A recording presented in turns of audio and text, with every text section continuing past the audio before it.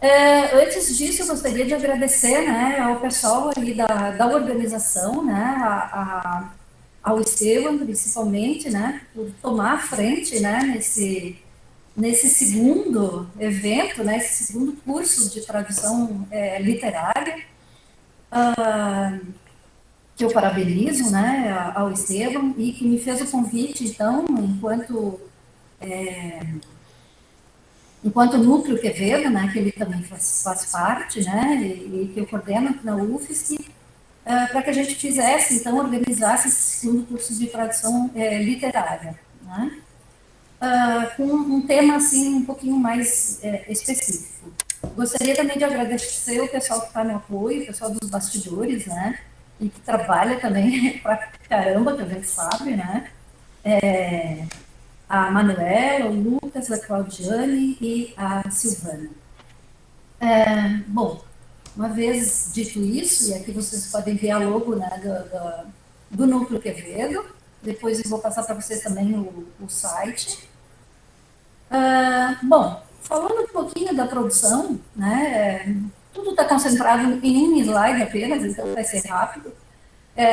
Eu divulgo esse livro, né, que está aparecendo aqui na tela, que é um livro com uma antologia, né, de crônicas do Tejada, Luiz Tejada, que é um colombiano, e foi em parceria com, na verdade, isso aqui foram 3 países, né, a presença de 3 países e 4 universidades, né, coordenado pela professora Letícia Goerner, que agora está na PUC do Chile, né, em conjunto com a professora Marta Pulido, da Universidade de Antioquia, na Colômbia, e também com o professor Júlio Monteiro, né, que faz parte do pós-trad na UNB. Né? Então, foram 3 países e 4 universidades na parceria dessa tradução. E financiado, esse livro ele foi financiado pelas embaixadas da Colômbia, né, no Brasil e no Chile. Ele foi publicado em 2020, esse livro. Esse outro que aparece aqui na tela, As Sem Sombreros, sem elas a história não está completa, né? Esse é um livro que acabou de sair, né, pela editora Relicário, com financiamento do Ministério da Cultura da Espanha. Né? Nós participamos de um edital com essa proposta e acabamos recebendo, então, essa verba para traduzir e publicar esse livro, que agora acabou de sair pela Relicário, agora esse ano. E que teve a tradução, né, trabalharam na tradução eu, o professor Fabiano Seixas Fernandes e a professora Fedra Rodrigues. Todos da PEGET, o Fabiano e a Fedra, como egressos, né, da PEGET. E, enfim. Outro que saiu também foi esse número especial da Cadernos de Tradução, sobre tradução de relatos de Guerini, pela Maria-Helene Caterine Torres, e também por um professor lá da UFPA, que é o professor José Guilherme Fernandes. Então, esse número especial, na verdade, eu e a Mara, né, que está aqui hoje assistindo, que escrevemos, então, traduzimos, né, os capítulos 8 e 11 de um texto sobre viagens, né, no Amazonas, século XVI, XVII, por ali, expedições, né, que aconteciam naquele momento. Traduzimos 2 capítulos e também escrevemos um artigo sobre o nosso percurso tradutório, né, em textos históricos sobre a viagem de descobrimento do Rio Amazonas. Essa publicação, então, ela foi realizada em 2021, e agora, no Prelo, tem aí uma série de outros artigos aí que estão para sair agora esse ano, né? Que vai ter o número 2, né? Vai ter o Traduzindo a Amazônia 2, que vai sair, e aí também eu fiz parceria com a professora Lilian Cristina Barata Pereira Nascimento, da UFPA, e nós traduzimos mais um texto e também vamos publicar um artigo também falando sobre essa tradução. Outro artigo também que está no Prelo, e é um trabalho que eu realizo com uma professora, em parceria com a professora Juliana Cristina Fajon Bergman, que é professora aqui da UFSC, mas do departamento de metodologia. Ela trabalha na educação. Então, nós escrevemos um artigo, porque nós temos um projeto juntas, né, que trata do mapeamento do espanhol em Santa Catarina, né? Então, nós escrevemos um artigo que vai sair logo mais, que é o movimento no ensino do espanhol em escolas públicas de Florianópolis. E aí, um movimento de 2003, 2013 e 2020. Também com a professora Juliana, que vai sair provavelmente agora entre 2022 e 2023, nós vamos escrever um livro memorial do PIBID de espanhol da UFSC. Por quê? Porque nós coordenamos esse projeto do PIBID de espanhol na UFSC de 2012 a 2019. Então, existe assim um número imenso de coisas, né, que a gente está preparando nesse livro, né, como memorial.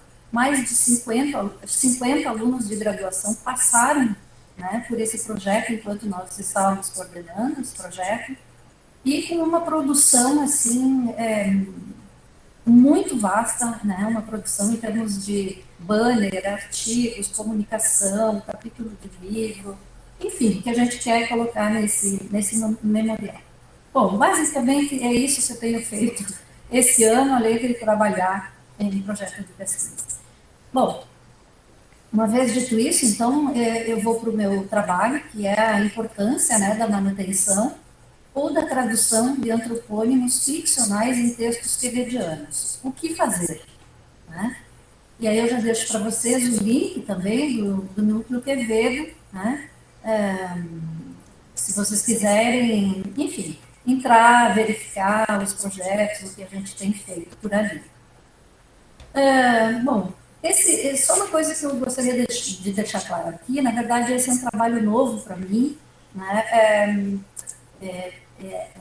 Mexer com os nomes é algo que venho fazendo há muito tempo, mas não formalizei ainda, né, como um artigo, e que quem sabe eu possa fazer depois.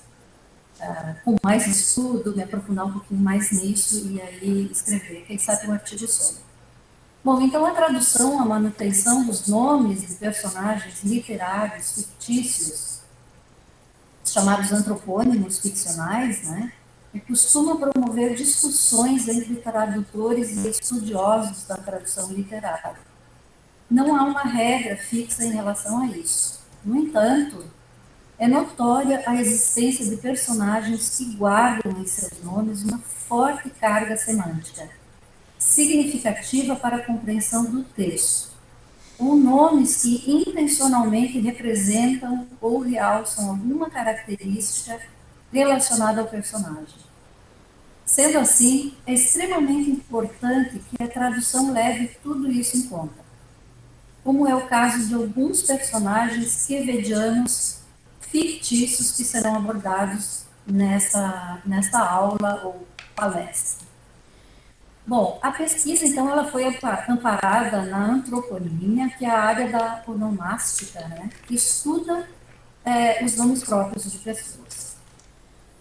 O objetivo é verificar se os nomes, então, dos personagens ficcionais quevedianos, se eles forem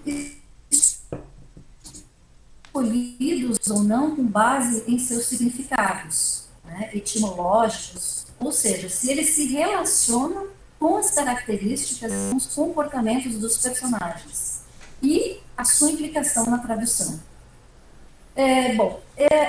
Esse primeiro artigo aqui que eu menciono, Antroponímia Ficcional, o caso do Birajara, de José de Alencar, esses autores, deixa eu só ver aqui, o Kleber e o Michael, na verdade, nesse artigo, eles vão mencionar que para Marcato, 2009, a escolha do nome dos personagens por parte do autor é um ato criativo, levando-se em conta o ambiente em que esses personagens vivem e também o poder evocativo e conotativo que os nomes possuem. Sobre essa escolha, Mexias, Simon e Oliveira esclarecem que o nome do personagem ganha concretização, se já não a possuía. É um recado do autor aos leitores. Traça o caráter dos personagens, é parte da trama, vai se transformando em signo pleno com significante e significado, que não inteligido, pelo menos intuído. Bom, quanto à tradução de nomes próprios, a Nord, ela adverte a existência de um imaginário coletivo, em que os nomes próprios não seriam traduzidos. Né?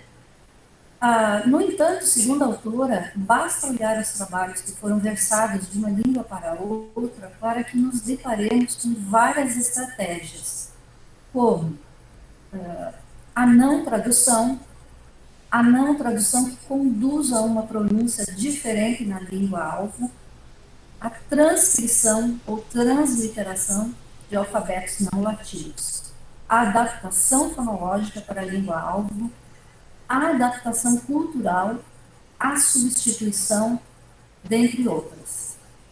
Para a autora, a partir da compreensão de tradução como um processo de transferência linguística e cultural, os nomes próprios podem ser traduzidos. E aqui Fernandes, que se baseou nos estudos de Hermans, diz que os nomes podem ser divididos em nomes convencionais, ou seja, sem carga semântica, desmotivados para a tradução, e nomes semanticamente carregados, ou seja, motivados para a tradução. Né? E, na verdade, aqui, quem está citando, então, aqui é a Gabriela e a Fabiola, né? A Gabriela Reck e a Fabiola Sé. Bom, uma vez dito isso, tratando um pouco dessa parte teórica, mais teórica, referente aos nomes, eu entro nos personagens tevedianos propriamente ditos, nos personagens tevedianos fictícios. E para isso, eu peguei informações, peguei personagens, tanto do Entremés de la Roupa Guerreira, como do Entremés de la Venta, de Francisco de Quevedo e Villegas.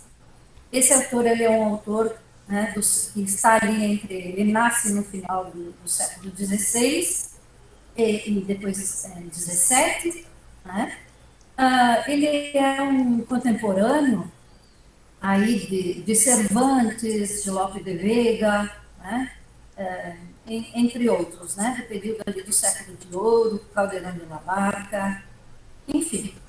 Eu, na verdade, não vou falar do Francisco de Quevedo e Villegas, eu vou agora continuar a minha fala com relação a esses personagens. Bom, aqui a única coisa que eu esclareço é que o Entremés, para quem não conhece, o Entremés é um gênero teatral característico do século de ouro espanhol, o período que abarca os séculos XV a XVII, no qual houve uma intensa e inovadora produção literária. Por isso ele é chamado do século de ouro. Então, o Entremés ele era encenado no intervalo de peças longas, com o intuito de divertir e alegrar o auditório. possuindo como aspectos essenciais a comicidade e a apresentação da vida cotidiana e popular. E aqui eu menciono isso porque é importante, né, porque eu vou falar com relação a esses personagens, porque realmente até o nome deles é cômico, né? Então, por isso, esses nomes, eles são importantes. Bom, esse Entremés de la Roupa Verqueira e o Entremés de la Venta, eu preciso mencionar que eles são textos que foram traduzidos, né, por uma equipe, né, que faz parte do Núcleo Quevedo, né? Alguns estão aqui assistindo hoje, eu não vou ficar mencionando, enfim, os nomes, mas, então, foi feita tradução coletiva, como o próprio Estevam estava comentando antes, né, desses dois textos, e tem mais um outro texto também que a gente publicou, que é uma carta, uma carta não, uma chácara, né, e que está também publicado nesse Teatro Breve do Século de Ouro. Ali em cima fica para vocês, né, o nome desse livro que teve publicação pela Perspectiva em 2020. Bom, e outra coisa que é para mencionar também é que, na verdade, a maioria dos textos ali publicados, né, boa parte deles são textos inéditos. Bom, agora eu preciso mencionar um pouquinho para vocês algumas coisas, algumas informações, né, sobre o Entremés de la Roupa Verqueira. E, na verdade, é um entremés, é um texto composto de 154 versos, né, rimados, com versificação, enfim. Bom, a história, né, gira em torno dessa personagem que é chamada de Roupa Verqueira, né, e que ela atende na sua loja os clientes que chegam, né, em busca de pomadas, de postiços e peças de reposição. Só que aqui não são máquinas, tá? Essas peças de reposição, essas pomadas e tudo isso, é para remendar ou reparar em seus próprios corpos o dano causado pela idade. Então, o que acontece? Nesse entremés, há um desfile de homens e mulheres que pretendem deter a passagem do tempo em sua aparência física da forma mais esdrúxula possível. Né? E eu cito aqui embaixo, vocês podem verificar a linha azul, pequena, esse texto do Entremés de la Roupa Verqueira, que foi traduzido, eu e a Beatrice, nós acabamos escrevendo um artigo que se chama Tradução Coletiva e Criativa do Entremés de la Roupa Verqueira, de Quevedo e Villegas, que foi publicado na Traditerm, né? Em 2021. Então, o que eu estou falando aqui, eu estou usando trechos também desse artigo que nós escrevemos. Bom, a Roupa Verqueira, então, como eu já falei para vocês, cujo ofício é mascatear, comercializa, né? Ou seja, a roupa verqueira, na verdade, o ofício é vender roupas, né? Seria vender roupas de porta em porta. Né? Só que aqui, no caso dela, ela comercializa, né, de forma completamente esdrúxula, como já falei, e metafórica, retalhos humanos, né? Ela vai comercializar pernas, braços, barbas, cabelo, pele, dentes, né? E o que for necessário para atender à vontade dos seus clientes que querem, na verdade, aparentar juventude, né? Dessa forma, a dona Sancha deseja dentes postiços, né? Vai em busca da Roupa Verqueira porque ela quer dentes para a boca dela, que não tem mais nenhum dente. Godines, né, que é Godines, que a gente traduziu, deixou assim mesmo o nome, deseja voltar a ser uma mocinha. A dona Ana, que afirma ter 22 anos, julga estar velha porque por inveja colocar um olho gordo nela, né? Então, ela acha que ela ainda tem, ela afirma que tem 22 anos. Né? Ou seja, todas as três são velhas querendo aparentar juventude. Né? E para todos esses problemas, a roupa verreira oferece remédio e tem sempre uma solução, mesmo que isso signifique reposição com peças de segunda mão. Não são só personagens femininos que aparecem, tá? Tem masculinos também, né? Como, por exemplo, o Ortega, né? Então, aqui, ó, eu trago um outro trecho, né? Que diz o seguinte: especificamente no caso dos nomes próprios fictícios ou antropônimos ficcionais, Nord esclarece que em algumas culturas esses nomes podem servir como marcadores de cultura, ou seja, indicam implicitamente a cultura e perdão, explicitamente a cultura a qual o personagem pertence. Então, dá para ver muito bem que Dona Sancha, né, é um nome espanhol, né? Ortega também, que são nomes basicamente que você detecta na sua leitura no português, né, que são nomes espanhol, né, de cultura hispânica. Então, veja que esses são nomes em que a gente não mexeu, né? Nomes que foram mantidos, né, na tradução. Bom, nem preciso dizer que foram muitos os desafios enfrentados, né, pela equipe toda, né, envolvida no projeto de tradução, a começar pelo nome da protagonista, Roupa Verreira, né? É um elemento chave sobre o qual se desenvolve o enredo.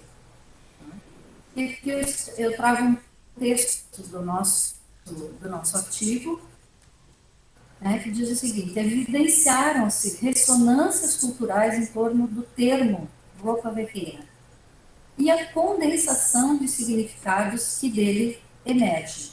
Aspecto mencionado por Rona, que destaca os antropônimos como uma categoria de vocábulos sem sentido verdadeiro e apenas de utilidade designativa, que, no entanto, é possuidora de valor conotativo dos mais fortes, né?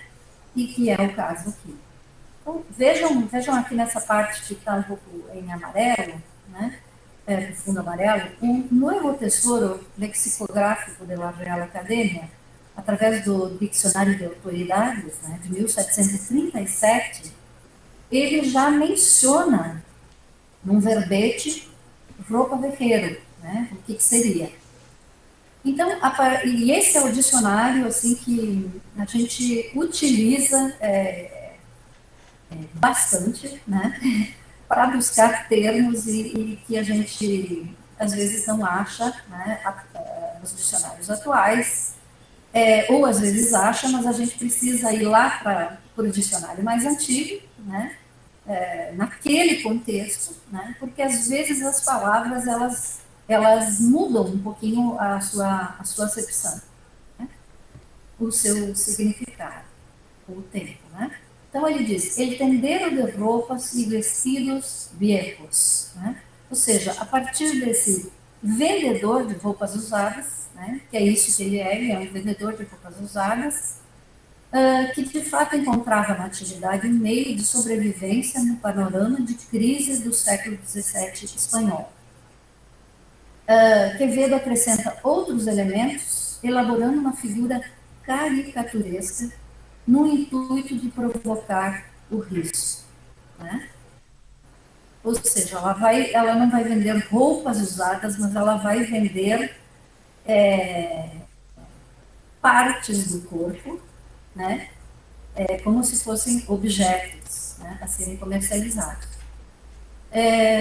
Bom, uma vez dito isso, aqui eu trago um trechinho em espanhol, que é o trecho inicial, mas que mais adiante no trabalho eu vou justamente tratar da tradução desse trecho aqui, tá?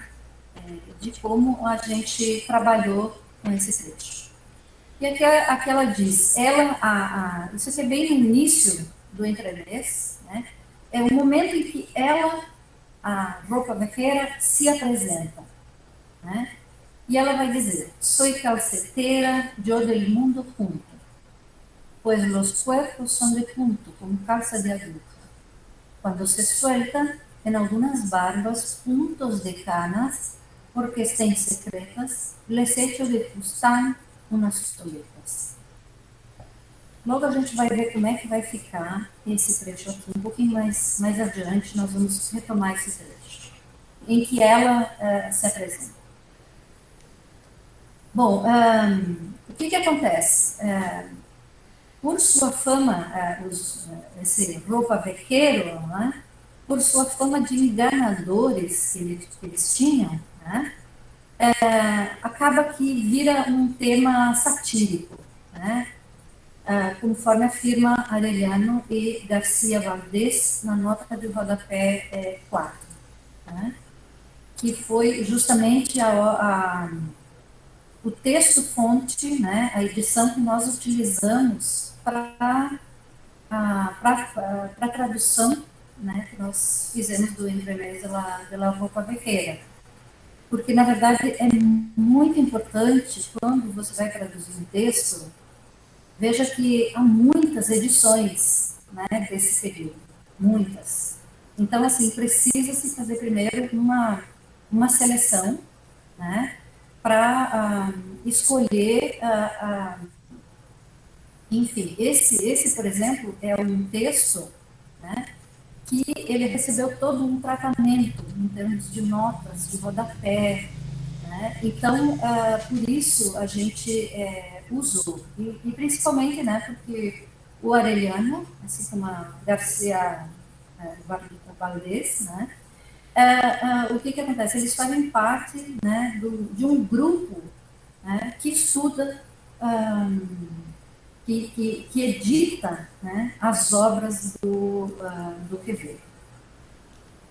E é um grupo grande aqui, estou mencionando apenas dois, né, eles é que trabalharam com esse texto, mas é um grupo bastante grande que trabalha aqui nos textos do Quevedo, nessa parte de editoração. Bom, roupa vaqueira, então, desta forma se apresenta uma figura feminina, né, com certos poderes de atuar sobre a natureza, remendando corpos que pareciam ter sido construídos em teares, né, com vestimentas gastas pelo tempo, e que alude a práticas de fato existentes no período, como o ofício, por exemplo, de remenda virgos, né, que para recuperar a honra das mulheres, né. Essa realidade, né, é bastante distante do leitor contemporâneo, e as possibilidades disponíveis no acervo léxico do português poderiam seguir em direção a uma solução mais literal, né, que ao mesmo tempo se constituiria como um neologismo, como roupa velha, né?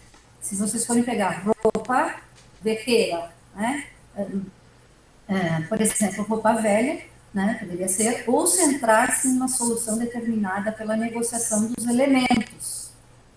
E aqui eu menciono Humberto Eco, né, e no livro dele quase a mesma coisa, né, tradução para nós aqui de 2007, ele tem um capítulo sobre negociação, né, dos elementos, em que ele vai comentar sobre isso, né? Ou seja, pela negociação de elementos a serem priorizados no contexto de chegada.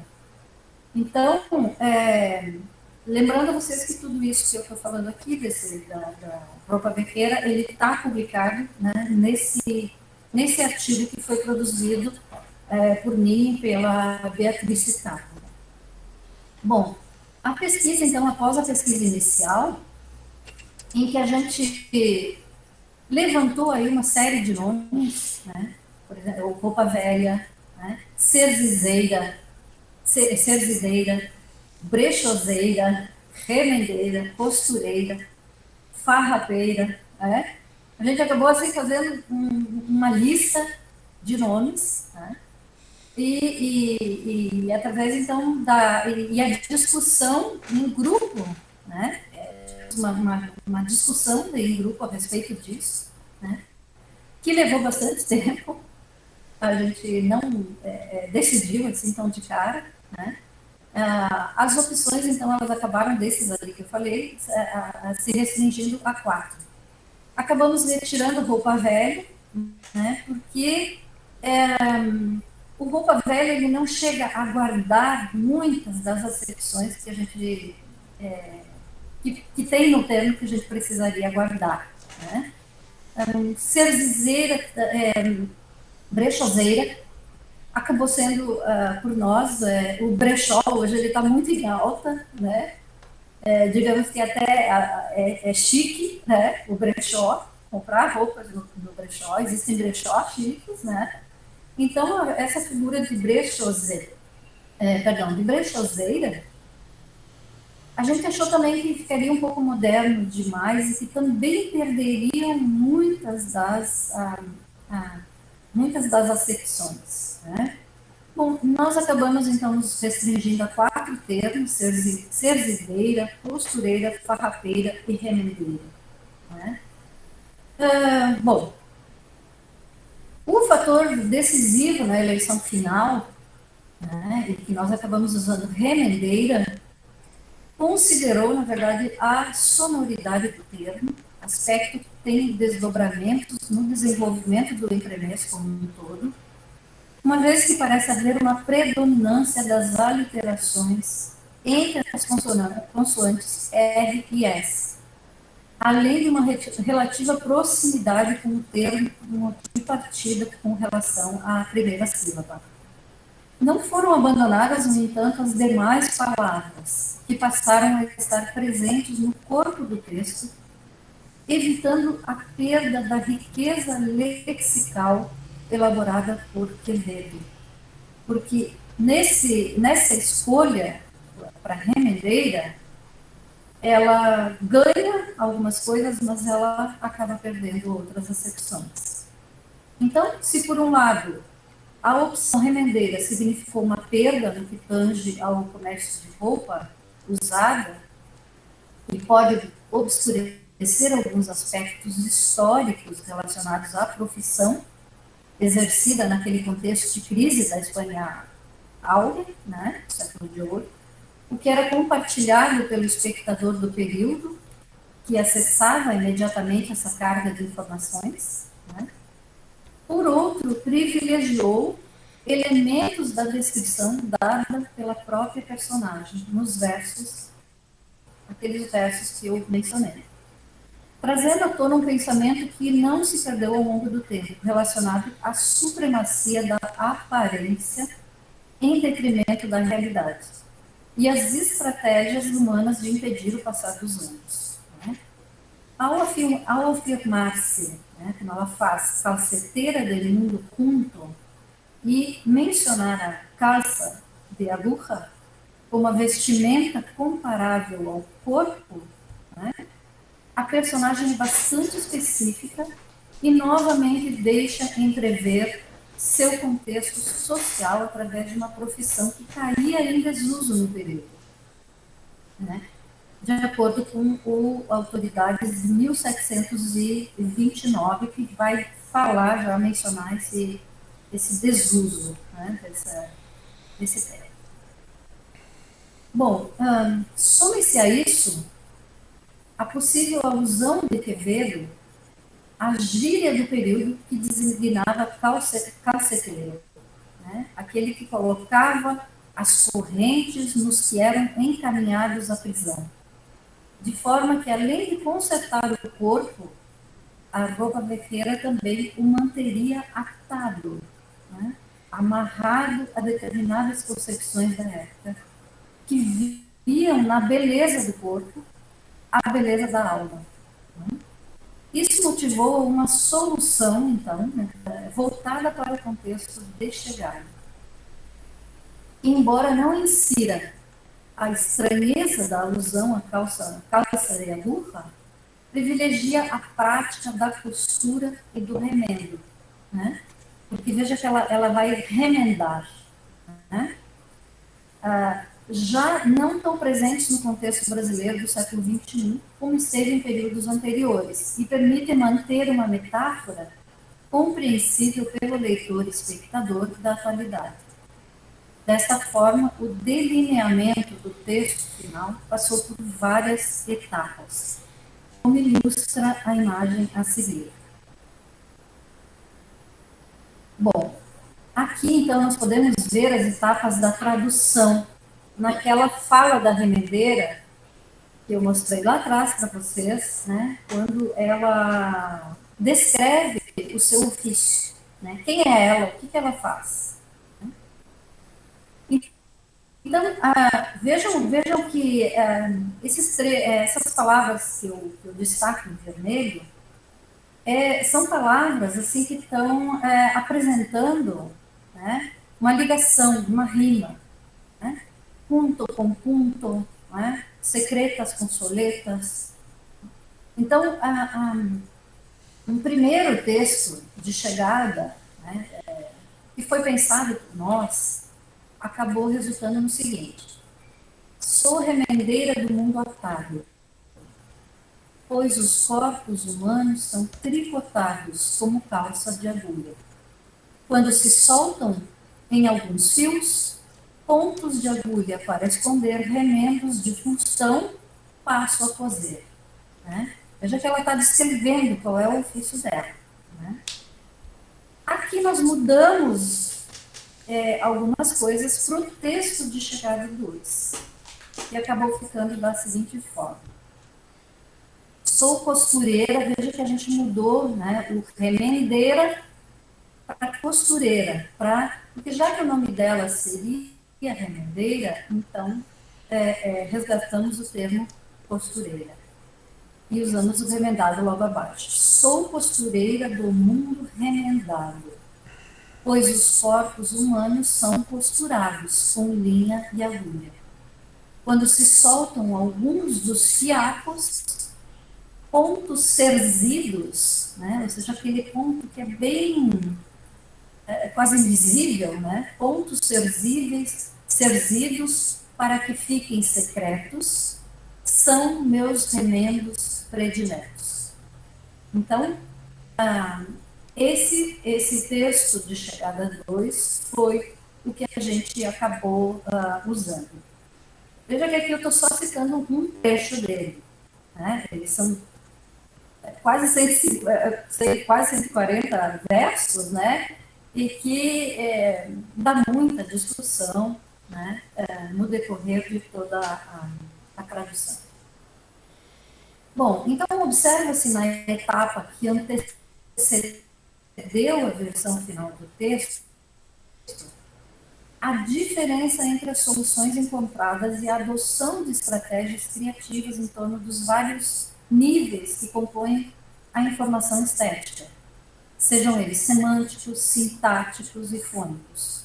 Assim, através do trabalho do grupo, recriou-se o texto em alguns pontos, onde a rima e o jogo entre as palavras perderiam força, explorando a criatividade, tal como propõe Haroldo de Campos ao afirmar que a tradução de textos criativos será sempre recriação, ou criação paralela, autônoma, porém recíproca. Quanto mais insábio de dificuldades esse texto, mais recriável, mais sedutor enquanto possibilidade aberta de recriação. Numa tradução dessa natureza, não se traduz apenas o significado, traduz-se o próprio signo. Bom, o entremés, então, de la venta, agora, esse, então, que eu acabei de dizer que é o entremés de la Voca Vecchiera, né? Onde eu discuti o porquê do remendeira que a gente acabou usando no final. Né?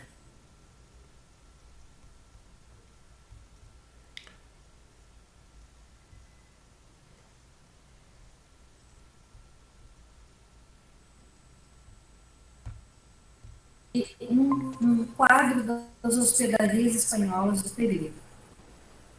Nele são evidenciadas as precárias condições das vendas e estalagens na época, e a ganância e falta de credibilidade dos vendedores. Lembrem que esses textos, eles são textos satíricos, né? Tem uma comicidade por trás, mas também está atacando também alguns ofícios, né, da época. Então, aqui também era conhecida de todos a má fama dos vendeiros, né? Tendo eles como pouco confiáveis, né? Inclusive nos seus cardápios, né? Eles eram pouco confiáveis nos cardápios que eles ofereciam. Um assunto que pronto se converteu em tópico de sátira e teatral, né? Então, com base nas etapas que mostram a necessidade de conjugação da pesquisa histórica e dos elementos culturais que envolvem a tomada consciente de decisões tradutórias, e uma vez observadas as estratégias de Quevedo para a construção do humor e discutidas as possibilidades de manutenção desse efeito humorístico ao longo das propostas de tradução apresentadas, deu-se a reconstrução do sistema de signos no contexto de chegada. Bom, aqui, o que eu quero chamar a atenção de vocês? São esses dois personagens aqui, que é o Corneca e a Grafaro, né? Esses são os dois personagens principais desse entremês.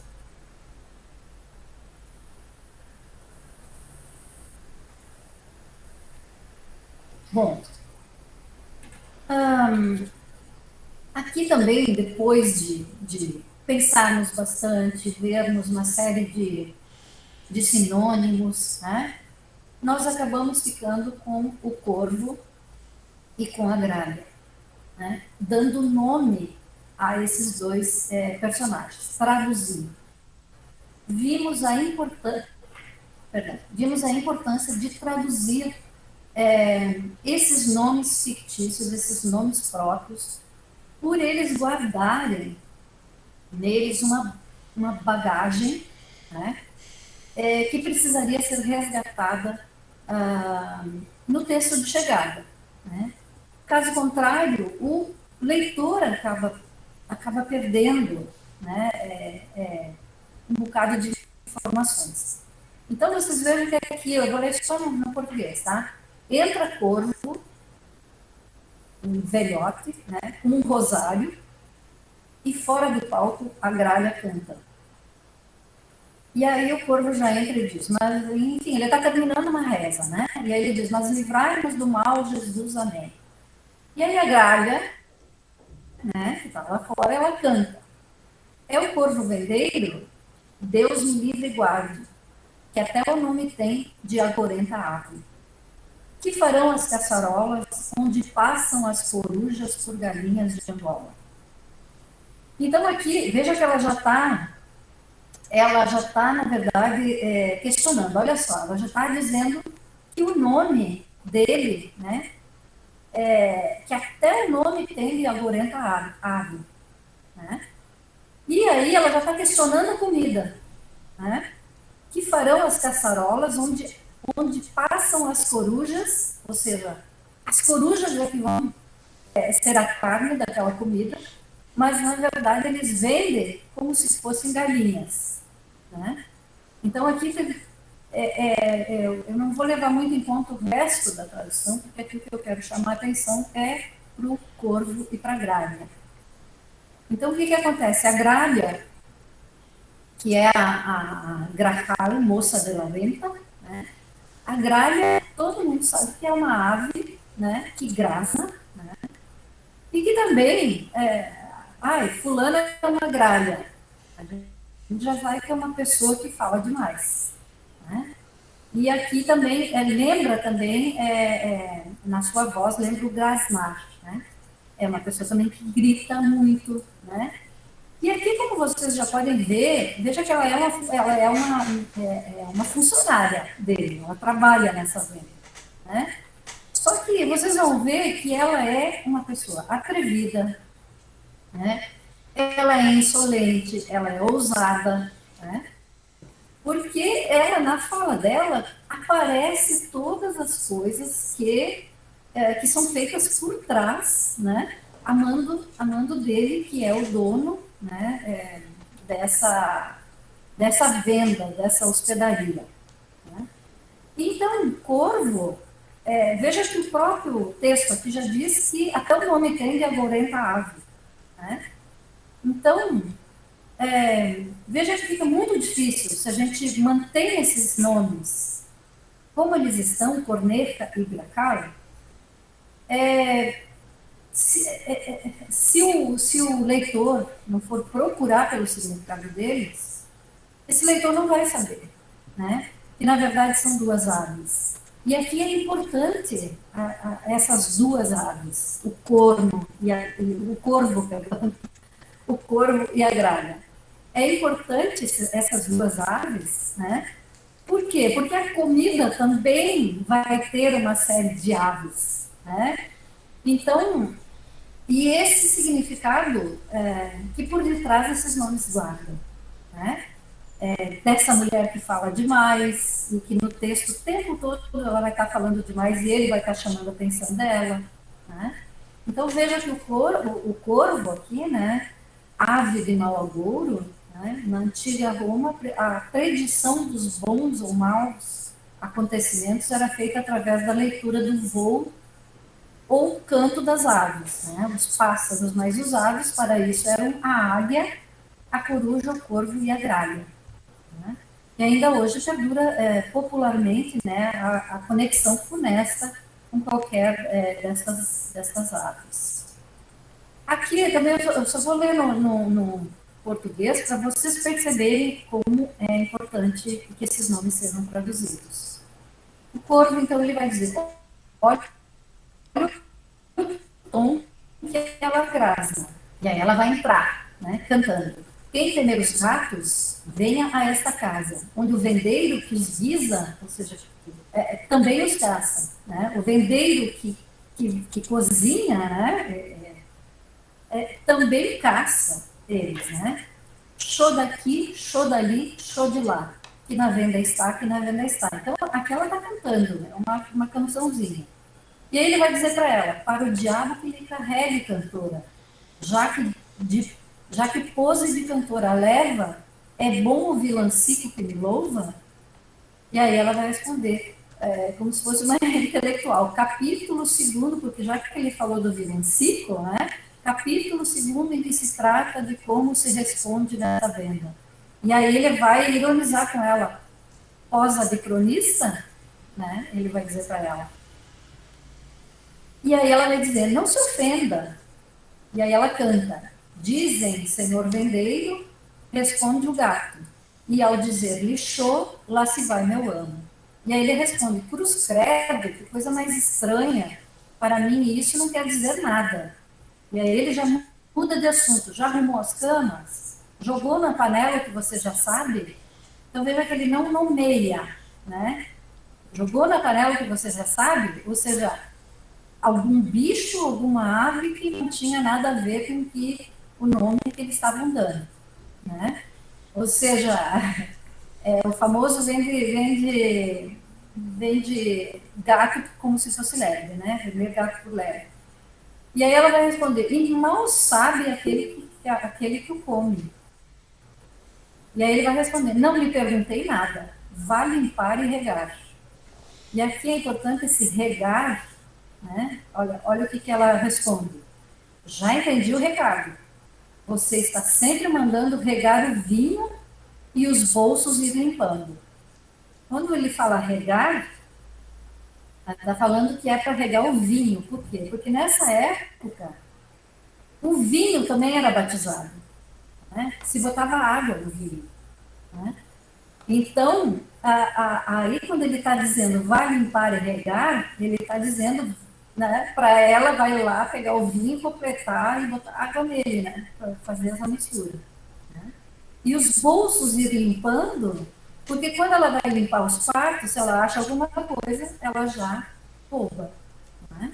Então tem tudo isso também implicado nesse texto. Né? Aqui só uma última parte que eu mostro para vocês, que é na sequenciazinha, né? Que aqui quando ela diz assim, né? Já entendi o recado, você está sempre mandando recadinho, os bolsos e limpando, ele grita, gralha, né? Tipo, né? Ele está repreendendo ela. E aí ela vai dizer para ele, esfria a cachola que a gralha ouviu. Respondeu a caçarola, vendeiro morreu meu pai e o Satanás o levou, para que o inferno não pense que só houve um mau ladrão. E aí a gralha sai. Né? E ele fica bravo e diz que o chicote do algoz com ela canta, porque ela está sempre tentando puxar, remeter, né, algumas coisas para ele. E aí quando ele fala isso, que o chicote do algoz com ela cante, ela volta a entrar. E aí ela tenta dar ali ainda uma lição de moral para ele. A você eu digo, pai, preste atenção, meu senhor, que o roubar de grão em grão aumenta a condenação. Né?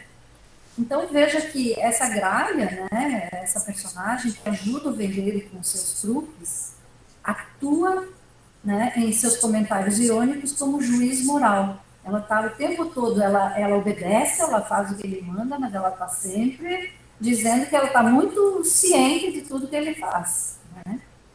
Enquanto o corvo, ele é hipócrita, né, consumado, ele revela o seu envelhecimento moral, né? Ou seja, aquele cara que entra, que está com terço, que está rezando, mas na verdade faz tudo que não deve fazer, né?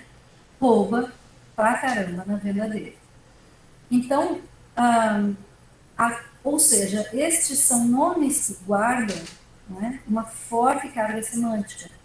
Né? E por isso, a meu entender, eles precisam ser traduzidos. Né? Para que o leitor ele consiga perceber nesse desenrolar do texto, né, a importância desses dois personagens enquanto aves. Né? Bom, em muitas obras literárias, aqui eu trago um pouquinho da teoria, né? Em muitas obras literárias, os nomes das personagens, aí incluídos todos os tipos de nome, prenome, sobrenome, apelidos, etc., são escolhidos pelo autor com base no seu significado etimológico, né? Segundo diz Amaral e Seide, Eduardo Amaral e Márcia Seide, na verdade. Num livro que eles publicaram em 2020, né, sobre isso. Né.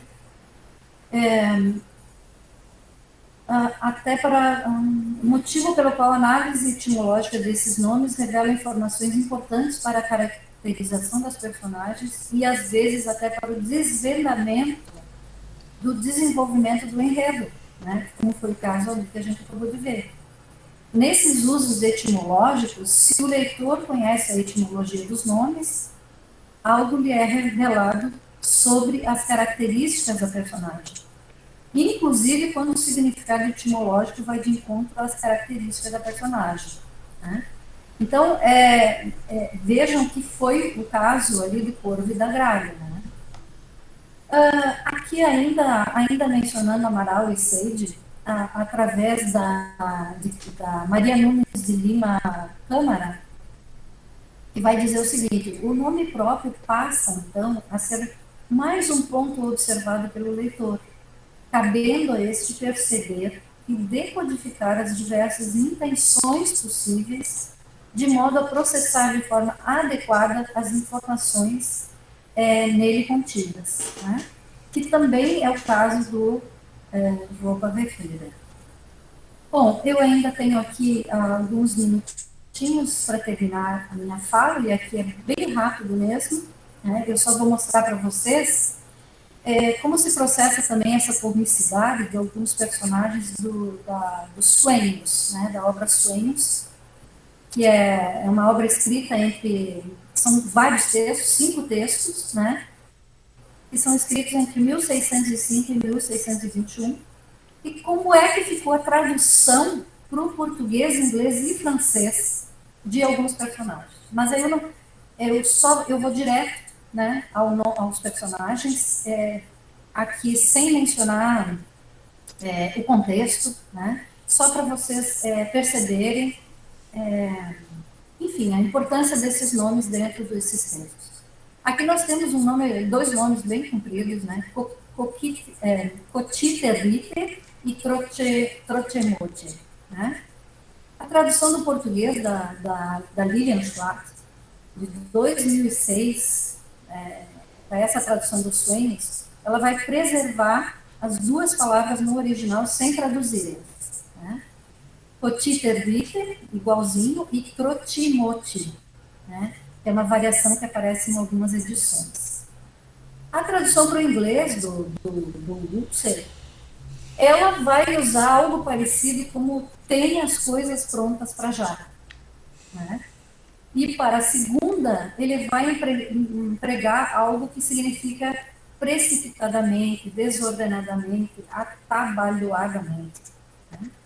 E a tradução do francês, de Louis Tissier, eles vão usar um neologismo, né, que significa algo como correndo feito louco, né, para Trochemoche. E optam, para Cotiterrite. E para Trochemoche, eles vão optar por essa palavra, urlu, né, que se refere a uma pessoa estabanada, avoada. Essas duas palavras, elas têm como significado algo que vocês percebem aqui, que precipitadamente se chama um e o outro atropeladamente. Esses são os nomes, exatamente os nomes das personagens.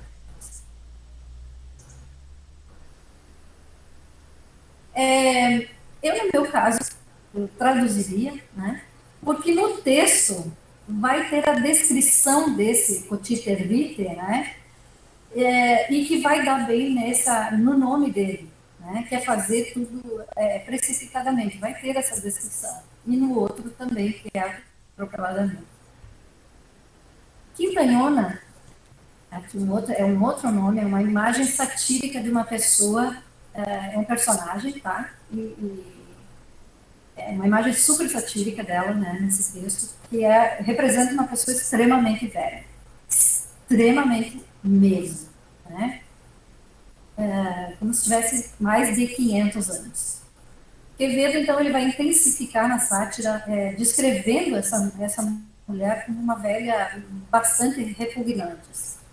A descrição, tem uma descrição imensa dela no texto, assim, é algo belíssimo no texto, né, mas muito repugnante. A Schwartz, no português, ela vai optar por Dona Quintanona, né?